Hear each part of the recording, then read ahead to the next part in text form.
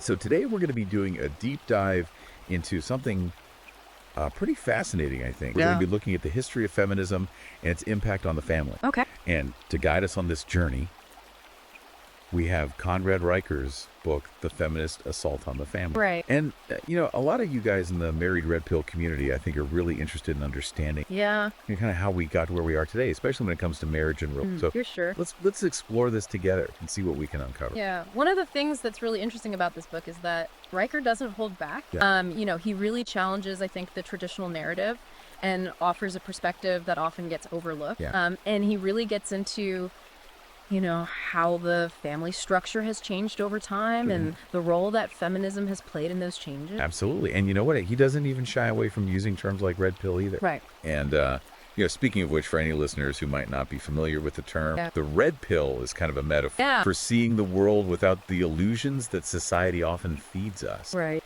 And in this context, it's really about understanding the dynamics between men and women, particularly in relationships without, all the sugarcoating. Yeah, exactly. And Reicher, I think he dives right into the historical context. Okay. He starts with the 19th century when the feminist movement began. And it's crucial to understand that women were facing real injustices back then. Yeah. Things like lack of property rights, limited political power, and, social expectations that kind of kept them confined to domestic roles. Yeah. It's easy to forget how far things have come, but it sounds like Reicher is arguing that somewhere along the line, things took a turn. That's right. So while early feminism was focused on addressing those genuine, Reicher argues that it eventually evolved into a movement that sought to dismantle traditional family structures.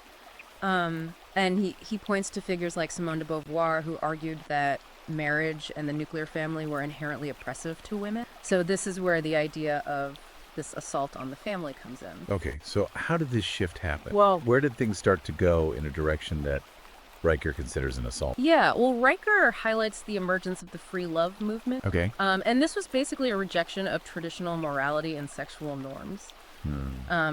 Championing the idea that love and sex should be free from the constraints of marriage. Okay. It was about individual liberation and challenging monogamy. So basically, complete rejection of the traditional family structure. In essence, yes. And many feminists saw this as a way to liberate women from what they viewed as a patriarchal institution. But didn't that create some chaos? Oh, absolutely. Like some unintended consequences? Yeah, Reicher argues that this movement, while perhaps contributed to the destabilization of the family unit and the rise of single-parent households. And he uses the example of the Oneida community, which was this utopian community that practiced complex marriage. Oh, wow. Where everyone was essentially married to everyone else.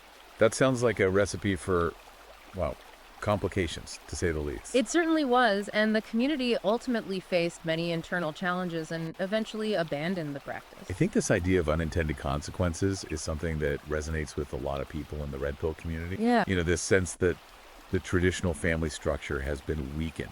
Yes, and Reicher's book really delves into that. He argues that this weakening of the family has led to various social issues, including the decline of fatherhood and the emotional toll on children raised in unstable environments. So we've laid out the historical backdrop here, but this is just the tip of the iceberg, right? Absolutely. Reicher goes much deeper into how these early ideas have shaped modern relationships. Oh, yeah. He explores how the rejection of monogamy and the pathologizing of male desire, in his view, has impacted the dating landscape power dynamics between men and women, and even the rise of certain online communities. Now that's what I call a deep dive. Yeah. We're just getting started, though. Right.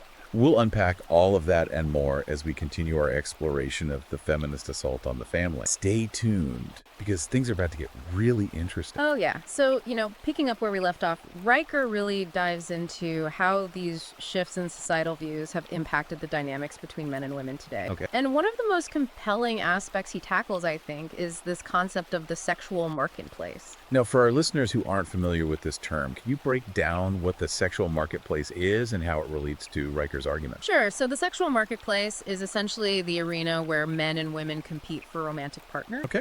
Think of it like any other marketplace. There's supply-demand competition. Right. And Reicher argues that radical feminist ideology, particularly the rejection of traditional gender roles and the demonization of male desire, has drastically shifted the power dynamics in this marketplace. So how has that shift played out in practical terms? Yeah. What are the real-world consequences that Reicher highlights?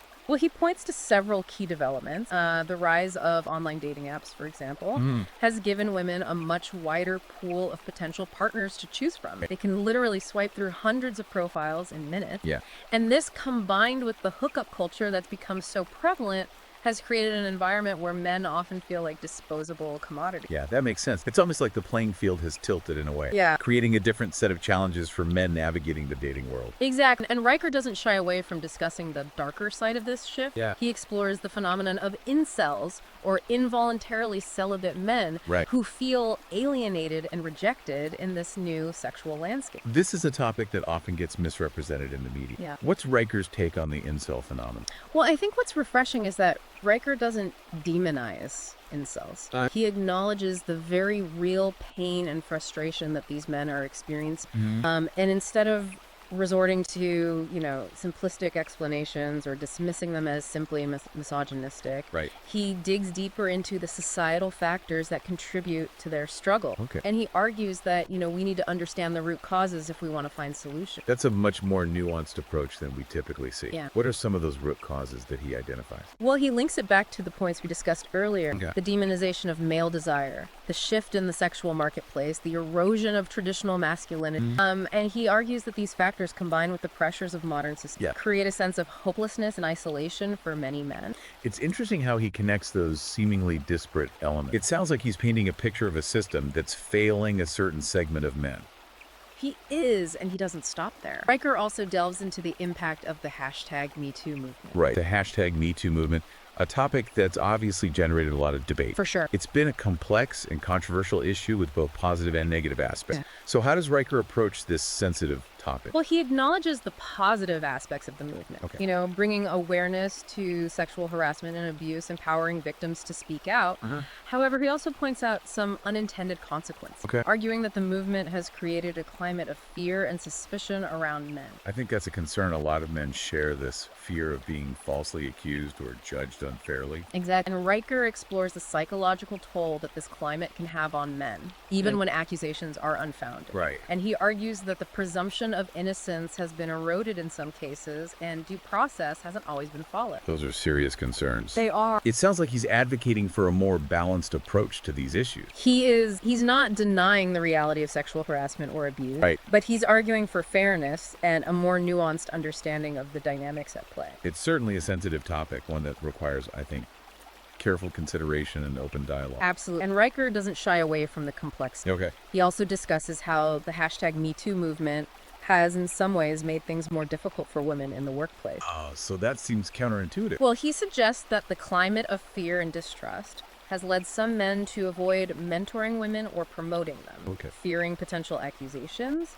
And this in turn can hinder women's career advancement and reinforce the very gender stereotypes that feminism was trying to dismantle. So he's arguing that the pendulum has swung too far in the other direction, creating a new set of problems. That's one of his key arguments. He believes that we need to find a way to address these issues in a way that respects the rights and experiences of both men and women. That sounds like a tall order in today's climate. It is, but Riker believes it's essential for creating a more just and equitable society. And he's not advocating for going back to the good old days, but rather for finding a way to move forward that acknowledges the legitimate concerns of both genders. This is a lot to unpack. Yeah. And it's clear that Riker isn't afraid to tackle these controversial issues head on. Yeah. But he doesn't just critique, right? He also offers solutions, or at least pathways to finding them. He does, and that's where we'll pick up in the next part of our deep dive. Okay. We'll explore Riker's ideas on reclaiming masculinity, the role of the men's rights movement, and his thoughts on how to navigate these complex issues in our personal lives and relationships. Okay, so we've covered a lot of ground, exploring Riker's analysis,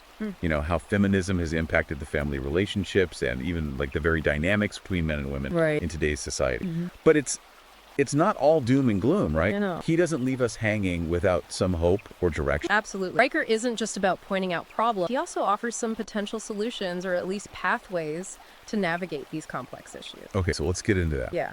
What are some of the things he suggests for men who are feeling, lost or disillusioned in this current climate? Well, one of his key points is the importance of reclaiming masculinity. Okay. And now this doesn't mean reverting to some, outdated stereotypical version of manhood. Right. It's about embracing the positive aspects of masculinity, strength, courage, responsibility, leadership, traits that have been somewhat demonized in recent years. I think that resonates with a lot of guys, this idea that being a man has somehow become a bad thing. Exactly. Riker argues that we need to redefine what it means to be a man in the 21st century, embracing those traditional virtues while also adapting to the changing landscape of relationships and society as a whole. It's about finding that balance, that healthy expression of masculinity. Precisely. And he also talks about the importance of men supporting each other, forming strong bonds in communities where they can share their experiences and challenges. And he sees the men's rights movement as playing a vital role in this, advocating for men's issues and pushing back against what he sees as the dominance of feminist ideology. That makes sense. It's about having a space where men can openly discuss their concerns and work towards solutions. Yes, and part of that is understanding how we got here. Riker dives into the history of feminism, tracing its evolution from the early days of fighting for basic rights to what he sees as a more radical anti-family. And he believes that understanding this history is crucial for navigating the present. It's about connecting the dots, seeing how those early ideas have shaped the world we live in today. Exactly. And for those of you in the married red pill community, this historical context can be especially valuable as you examine your own relationships and the societal forces that have influenced them. Absolutely. And speaking of the married red pill community, you know, Riker doesn't shy away from addressing the concept of the red pill directly. What's his take on that? Well, he sees it as a metaphor for waking up to reality, for seeing the world without the illusions that society often feeds us. He acknowledges that this can be a painful process, but it's also an empowering one. It allows you to see things more clearly and make choices that are in your best interest. So it's about taking control of your own life, your own relationships, and your own destiny. Exactly. And Riker encourages men to take that red pill, to educate themselves, to question the narratives that they've been told, and to find their own path. It's about becoming more aware, more informed, and ultimately more empowered. Precisely. And he doesn't just offer abstract advice. He provides practical suggestions for men who want to improve their lives, their relationships, and their standing in the world. He talks about the importance of self-improvement, of developing confidence and assertiveness, and of standing up for your rights. About taking action, not just sitting back and complaining. Exactly. Riker's message is one of empowerment, not victimhood. He believes that men have the ability to create positive change in their own lives and in society as a whole. It's an inspiring message, one that I think resonates deeply with the audience of this deep dive. So as we wrap up our exploration of the feminist assault on the family, what's the one key takeaway you want our listeners to walk away with? I think it's this: don't be afraid to question the narratives you've been given. Think for yourself, educate yourself, and most importantly, take action to create the life and the relationships you desire. Well said. And for those who want to delve deeper into Riker's ideas and explore his arguments in more detail, his book is available on Amazon Kindle and Google Play Books. It's a thought-provoking read that's sure to challenge your assumptions and provide valuable insight. Thanks for joining us on this journey of exploration. Until next time, keep those minds open and those conversations flowing.